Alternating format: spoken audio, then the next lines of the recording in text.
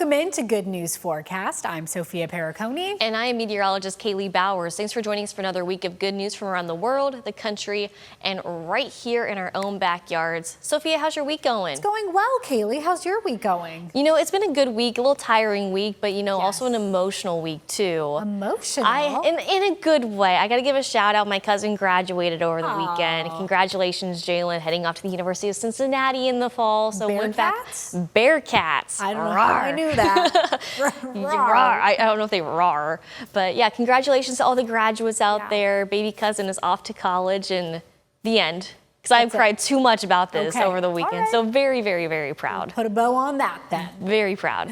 So we have some news to share. Yes. The Toledo walleye, there's an update. It might be bad, but you know, we're still going to talk about it because the fish are fortunately out of the fight for our Kelly Cup. Yeah, the Fort Wayne Comets beat the walleye last week in Game 6 of their 1-4 series. The walleye season is now over in the second round, which is their earliest playoff exit in 8 years, Kaylee. And you know that's not terrible. We all have our ups and downs. So even though that wasn't the outcome we wanted, the walleye still made time to thank the fans. Yeah, fans packed Hensville for the team's thank you event, where players and coaches signed autographs and met with supporters. Yeah. The event comes just days after the walleye season came to an end. Again, one step short of the conference finals. Obviously frustrating loss, frustrating end of the season. I want to thank each and every one of these guys. I enjoyed every moment with them. I can't thank you guys enough for the support you guys gave us over the year. We'll be back stronger and better than next year. So thanks again for everything. Have a great summer. We'll see you in November. Despite falling short of conference finals, again for the first time since 2018, Wow. the walleye say they are already looking ahead to next season. All right, next season. You know what? We tried. We tried to be optimistic. You know what? They still had a fight no matter what. But like he said, we will see you in November. November will be here before we know it. I know. And then we start thinking Thanksgiving and Christmas and then the snow. Oh. But things are just now heating up, so. They are. We're talking mud hens now. They're going to be warming up. All things summertime, so that weather is going to be warming up. And along with baseball, hockey, how about the golfers? They are hitting the green. And if you're ever on the golf course in the Monroe County area, prepare to have an 11-year-old outplay you, maybe even outdrive you. That was nice. Faith Zahowski spoke with the girl who has taken first in more than 20 tournaments and has no plans of slowing down. From the putting green to the driving range, Harlow Swank loves the sweet sound of a clean shot. And my dad basically just handed me a club and set a foam ball down, and I just started hitting it. I was like, I don't even think I'm gonna do this sport. I don't even know why he's like setting me up for this. At 7 years old, her dad, Tim Swank, saw something special. It was obvious she had a pretty natural move, so we got her coach, and the next thing you know, we get her into a tournament, and it's just taken off from there.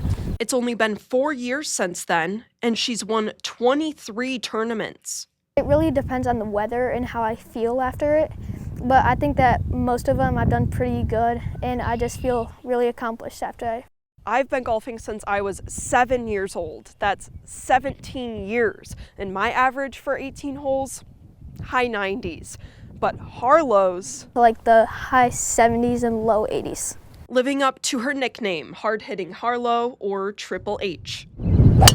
She is competitive, but Harlow says it's not always about the score. Just being in nature and just like looking at the sky and sunsets while I'm golfing. For her dad, the skills she learns on the course are long-lasting. To ask an 11-year-old to absorb that and to take it on is a big ask, but it teaches her discipline, and she's very mild-mannered, and you know, as she said, she gets to take all of this in and really enjoy it. Reporting in Monroe, Faith Zahowski, WTOL 11.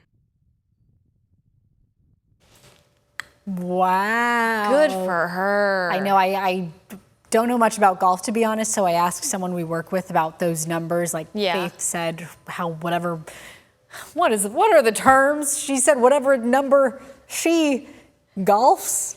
Like your golf game, basically. Yes, and then I said, oh, how are the 90s compared to this 11-year-old who's in the 60s or 70s, 60s?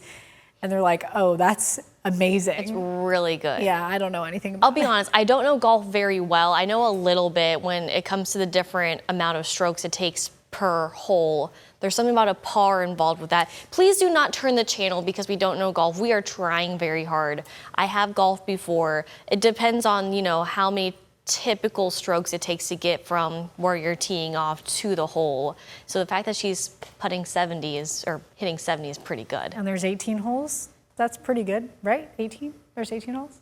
Guys, I don't know, but I know she's doing a great job. Congrats to her. You know putt-putt. Keep it up. I throw down in mini golf. So I know that much. Watch out. Watch out, Harlow. Uh-oh. Well, no, not her. She'll take me down. Harlow, call us. We want to set this up, please. No, we don't. Okay, some kids are crushing it on the course. Others are crushing it on the board. Ooh. The chessboard, that is. Ooh, that's something I don't know very well either. Jones Leadership Academy held its 4th annual Kids and Cops chess tournament. The tournament sees the brightest minds of TPS and TPD face off on the checkered board, but participants say it's not all about winning. It's about building relationships. I love chess and I love spending time with the kids. And I think it's a great opportunity for us to connect with them. They just look at us differently when we're interacting with the community. It's not in a law enforcement capacity. I think it really builds trust. Trophies were awarded to the top chess players of that night. Congratulations. Yes. Teachers do so much for all of us, and a local school entered theirs into a national contest. Jack Crum introduces us to a Monclova teacher nominated in Crumble Cookies Teacher of the Year contest.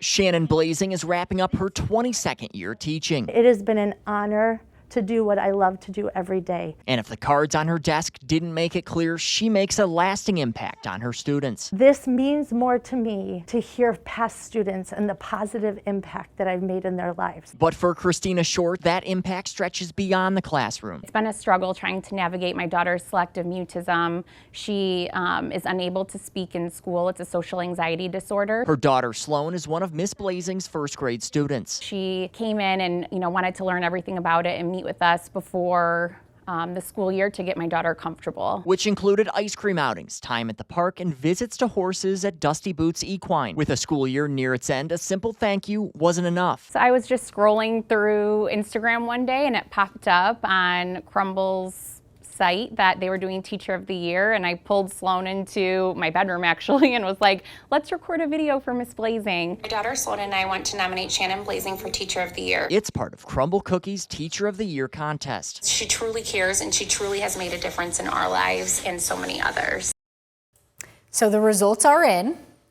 Shannon Blazing came in 2nd place, which is not bad for a national contest. National. For taking 2nd place, she won, well, just get this, $15,000 and 600 Crumble cookies.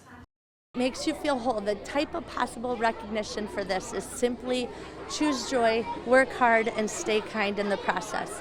Treat your students like you would want your own children's students, teachers to treat them. So I just go the extra mile, love more, serve more, and just don't expect anything. Just do it because you love it. Miss Blazing says this contest brought her and her students closer together, creating more kind words and smiles. So sweet. Congrats to her. I mean, 15 grand for 2nd prize. It's pretty good. I'd love to know what 1st place was, because that 20. You still can't beat that. That's No, still that's amazing. 2nd place. Well, congratulations to her and her students. We'll be right back. Welcome back in. Don't forget, you can now reserve your ticket for this year's St. Jude Dream Home. This year's ranch-style home is being built in Oregon in the Bay Meadows Estate subdivision. And the home isn't the only thing you can win. Jim White Honda is donating a brand new 2026 Honda HR-V. Last year, you helped raise a record $2.25 million. And this year is extra special. It is WTOL 11's 10th year for the Dream Home giveaway. We've got a link to reserve your tickets right now on WTOL.com. You do not want to wait. No. Because why, Kaylee? They sell out super quick. Super quick. So and also such a good cause. Such a good cause. You've been able to reserve them for a couple weeks now. Yeah. So if you haven't done that yet, you'll want to do it. Time is running out. Yeah. So how about this? A major project connecting Toledo is nearing its halfway point. Our Tim Miller got a sneak peek into where things stand for the Glass City Riverwalk and International Cove. The Glass City Riverwalk is now almost 50% done. Workers are making real progress at the former site of International Park, now called International Cove. You've been enjoying the Glass City Metro Park and its roller skating ribbon, but International Cove nearby will also be a draw. It will have Opportunity Hill with a chance to climb up high for spectacular views. Opportunity Hill is actually a nod to the immigrants that came here and created our city, I think people will definitely still feel that international flavor when they come here. They've also built a boardwalk that will go from the Docks restaurants past Opportunity Hill and over to the MLK Jr. Bridge. Can you envision people using this boardwalk here a lot? Yeah, the idea is to build in a compelling interest to keep moving, to explore both sides of the river. Completion of International Cove and the halfway mark will be celebrated June 11th through the 14th. The MLK Jr. Bridge will close to traffic on the 13th for a fun outdoor expo. All right, so you don't have to wait until that weekend in June to enjoy International Cove. Look at this. They already have several hammocks set up. Thinking about just taking the rest of the day. What do you think? Okay, it was a little too hot and I was overdressed, so I stayed at work. They also have spots to lock your bike up and free bike repair if you get a flat. Riverwalk work also continues on the downtown side with The Bend, a winding path along One Seagate. The final phase will bring a new Metro Park to North Toledo from Toledo Pickle to Magnolia Street and Toledo's oldest neighborhood, Vistula. I guess the promise of the halfway point is more. There's more to come, and we've got some real momentum now. Tim Miller, WTOL 11. I want to see Tim on a hammock more often. He looked very relaxed, didn't he? Yes, he deserves it. Really cool. I'm so excited to see when the entire park is done. So I've gotten the chance to walk a little bit of the riverfront with Amanda Fay and our director, Tim Manor. We have Tim and we have Tim. Same initials. initials. A lot of name duplicates in this building. Yes. And so far what we've seen has been beautiful. So I'm so excited to see what's to come, like Tim Miller just showed us. Yes, looks amazing. Great things happening in our city, so wonderful. So cool. So earlier this month, Northwest Ohio's largest children's book festival celebrated 25 years at the Maumee Branch Library. Claire's Day is an organization focused on making sure children have access to reading and education. It brought families, schools, and authors from across the region together, honoring the memory of Ohio native and avid reader Claire Rubini, who passed away at just 10 years old. Visitors enjoyed interactive activities like presentations, and some awards were given. How about this? A CARE Award honoring some of the area's most improved young readers. Kids also had the chance to meet authors and explore new books. Organizers say more than 20,000 students benefit from Claire's Day programming each year. They say if Claire were still here, she would be thrilled to see it. Between the two book festivals, we are honoring over 1,300 students for their work in improving their reading. And it's just the ceremonies, as you'll see, they're heartwarming. I'm getting goosebumps. I mean, they're just, it's a way to honor kids who oftentimes aren't. And it's a celebration of hard work. Local vendors and organizations set up booths for visitors to enjoy throughout the event. Okay, I feel like in Claire's honor, we have to ask, what is your favorite book and what are you reading right now? Oh, that's a good question. I don't think I have a favorite book per se, but I do like the Harry Potter series. Okay. I think that's a good one. And ironically, I'm reading the Twilight series right now. Oh, you are. I think you mentioned that to me the other day. Okay. So what is your favorite book and what are you reading? I think my favorite book is The Nightingale by Kristen Hanna. Ooh. And I'm reading a Kristen Hanna book right now called The Night Road. I think I'm maybe 3 pages into it. So you just started it? I just started That's okay. it, but that's my current read. You know, I really love reading. Yes. I think it's really great, especially for these young kids, like having that initiative and just having that support is just really cool. And also, like, speaking of, summertime and reading, like we have summer book fairs or like summer fairs going on right now where you can the reading program. Yeah. So if you haven't signed your kids up for that so they can keep reading and not have that summer slump during the summer. Most definitely. Just saying. Well, in case you missed it, a Toledo Zoo favorite is back open after more than a year and a half of renovations. Amanda Faye shows us the upgrades. 3. From floor-to-ceiling exhibits to immersive habitats, the renovation of this WPA-era building brings visitors closer than ever to the animals. This renovation completely revamps the exhibits, really highlights the needs of the animals, but also make sure it's engaging and interactive with the guest. But while the experience feels new, the history remains. And this building has meant so much to us here at the zoo and to the community for now nearly 90 years. And now, one of the biggest stars is showing off his new space. Probably one of the coolest new features here at the Reptile House is Baru's new enclosure. This 17-foot saltwater crocodile got a brand new home, but also a really cool feature is what is happening above his enclosure. The roof actually retracts, and we can let natural light and heat in from the sun on really nice days. So the other day we actually had it open and he climbed right up on land, sat in the sun, was basking.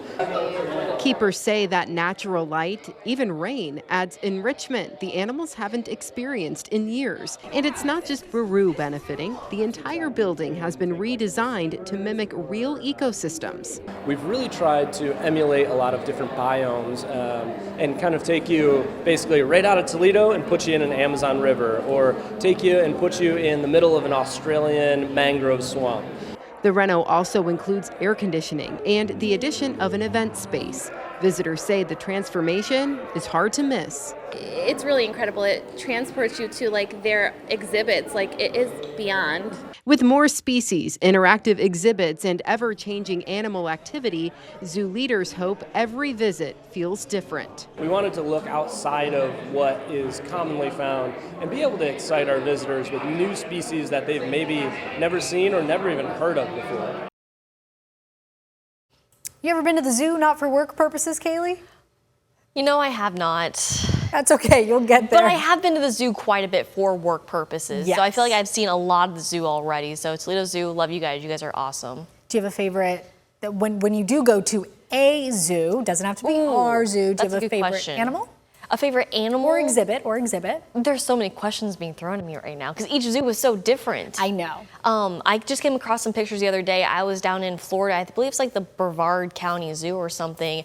And I was at a giraffe exhibit. Okay. And the giraffe was literally its head was resting on my shoulder. Oh. So that was kind of cool. Okay. I always seeing the birds and the lions and the I don't have I'd say probably just the reptiles are the most scariest. But then you go inside and they're enclosed and it's AC, and you can see them in a kind of a native habitat, so it's still really cool. You can feed giraffes at the Toledo Zoo. That's right. So if you like the giraffes, that might be the thing to do. Do you have a favorite? Okay, I also have not been, I've been to the zoo, the Toledo Zoo, but it's been 7 years. Yeah. So in general, I would say the elephants. Oh, you can't go wrong with that. No, they're so beautiful, so mighty. The zoo is so fun. Yeah. Perfect for summertime too. That's right. Be right back.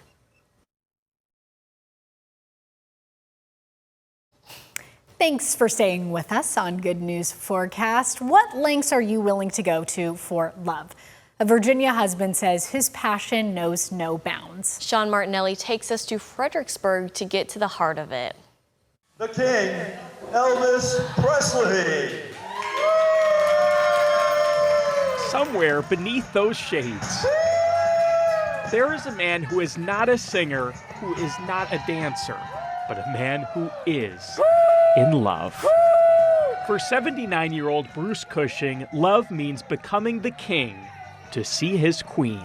You light my morning sky, burning love. Woo! Nobody has a perfect life, but mostly good, and especially with Leslie, very good. Long before he moonlit as Elvis, Bruce was an airman. Leslie was a flight attendant. I outran my coverage on her, and everybody knew it. For someone who dreamed of becoming a pilot, Bruce says he found the person he loves even more than the skies. They vowed to spend their lives together, even when Alzheimer's eventually forced them apart. Now in memory care, Leslie can no longer carry a conversation, but Bruce still gushes over her like a kindergarten crush. Can I have a kiss? It's so nice. What's it like watching somebody go through that you love? It's really tough. I didn't want to lose her. You got to just hang on tight. That's all you can do. So, and make the best of it. Yeah. Which in Bruce's case includes this. Yeah. Hello. I'm Elvis. Bruce visits Leslie nearly every day. Occasionally, he brings his bell-bottoms and a pair of buddies to perform for a simple reason. Deep down, music is one of the things I think people keep. And Elvis was just bigger than life. Once you put on that Elvis suit, you're Elvis. Plus, I'm a little nuts, so. A little nuts. A lot in love. And I've never seen another couple like that. That's Life Enrichment Director Emily Jewell. Their love is still there. It doesn't matter where the brain is, but in the heart, like, they're still there. Which Emily says is especially evident during one song. It's a song that kind of says it all for anybody who's in love. You know, wise men say only fools rush in. I'll sing it to her today. It's really nice. Take my hand. She's my girl. Simple. She's still the girl. Wise men say. Bruce still cannot show us how to sing or how to dance, but here he makes up for both when he shows simply, deeply, how to love.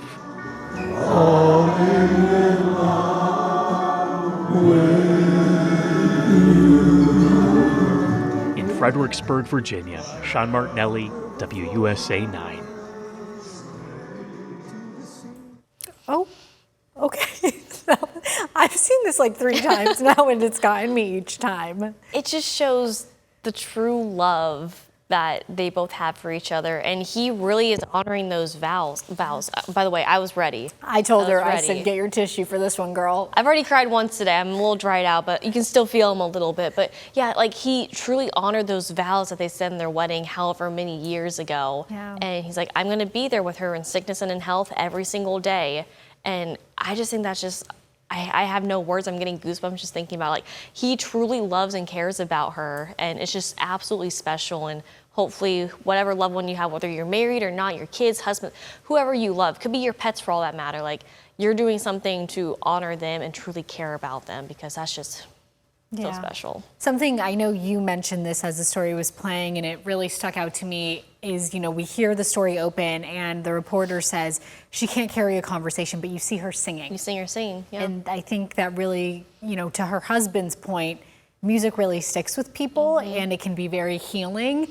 And I think, we just saw a prime example of that. I think that was a truly genuine and honorable and life-touching story a lot of us will never forget. I think that's my favorite story we have shared here on Disney. It's really special. So now we end this week with a question. When you've devoted your life to a career and made it all the way to the top, what's left to do? Well, one man's answer is to start again at the bottom. Steve Hartman met him on the road. Going into retirement, 58-year-old David White had some preconceived notions. I thought it would be blissful and easy and joyful. It's not? It wasn't quite. Last September, David retired after 33 years in education. The last 15 spent as an elementary school principal. A career so illustrious, David was once awarded Principal of the Year for the entire Atlanta school district. He says he left mostly to be free of the demands. But Well, I was just hanging out with the cat, and it was a little lonely, honestly. It was a little lonely. About this same time, David says he really started missing his old school community. He knew he couldn't be principal again. They'd already hired a new one. But when a different position opened up, he fired off his resume immediately. I said, okay, that's interesting. I said, absolutely, apply. Holly Brookins is the new principal here at Burgess Peterson Academy. She interviewed David and found him more than qualified, which is why this old head of school now cleans the head. His job title is site manager, but he's basically a handyman. Does everything from power washing bathrooms to inspecting fire extinguishers to cleaning gutters. And although he's no longer climbing the ladder, metaphorically, no longer perched on that top rung, metaphorically, he doesn't seem to mind in the least. Yeah, I'm one of the bottom rungs, right? If you look at it in a hierarchical way. Why doesn't that bother you? It doesn't bother me at all. Why not? I still feel like I'm contributing meaningfully to a place I really care about. I wanted to go through some of my to-do lists for the week. Okay. We all like to say that every job is important, Sure. but not many truly believe it, truly know it, truly show it, as David has. I need to finish spreading the mulch in the courtyard. Okay. And that's why, even though he retired as principal, he still leads Hi, guys. by example. How was your dance, Aston? Steve Had a Hartman, good time? on the road, in Atlanta. I love that. Aww. Nothing's below him, nothing's above him. He's just, let me stay busy, get back to work, and do what And he doesn't have that mentality of, oh yeah, I was the principal here. Let me show you, the new principal, how we run things here. I'm sure she asked questions like we just saw, but he's willing to help out because it's the school he loves, and it's the kids that he loves, and it's just his school no matter what position he's in. Yeah, I think we can all take a lesson from what he's doing. No hierarchy, please. Yes. So that does it for this week on Good News Forecast. We'll see you next week with more good news from around the world, the country, and right here in our own backyard. Bye.